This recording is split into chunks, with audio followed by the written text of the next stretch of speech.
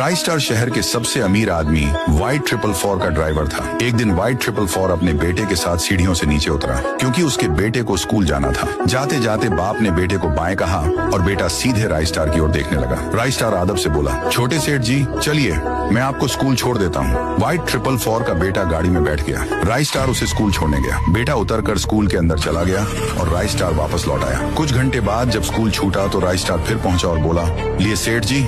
लेकिन वाइट 444 का बेटा भाव तक नहीं देता, गाड़ी में बैठ जाता है। राइस स्टार उसे लेकर बंगले तक आता है और कहता है, उतर जाइए। बेटा उतरकर अंदर भाग जाता है और राइस स्टार अपना दिन का काम खत्म कर घर लौटने निकल पड़ता है। घर पहुंचकर राइस स्टार ने देखा कि उसका बेटा किसी लड़की के साथ दिल बहला रहा था। अचानक उसे देखकर दोनों रुक गए।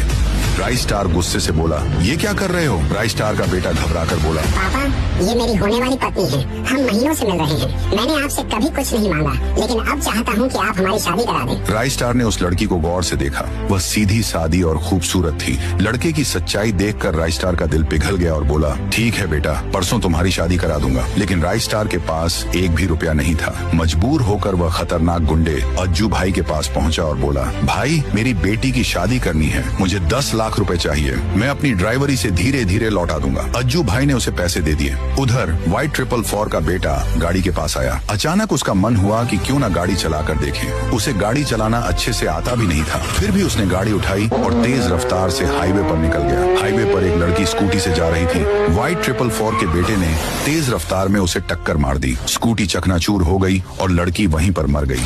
वाइट 444 का बेटा घबराकर गाड़ी लेकर घर लौटा और बोला, पापा गलती हो गई, मैंने एक लड़की को ठोक दिया, पुलिस पीछे लगी है। वाइट 444 बोला, चिंता मत कर, मैं सब संभाल लूंगा, लेकिन ऐसी गलती दोबारा मत करना। कुछ ही देर में पुलिस उनके बंगले पर पहुंची। वाइट 444 ने पुलिस को पैसे थमाए और कहा, कहना कि हादसा मेरे ड्राइवर ने किया है।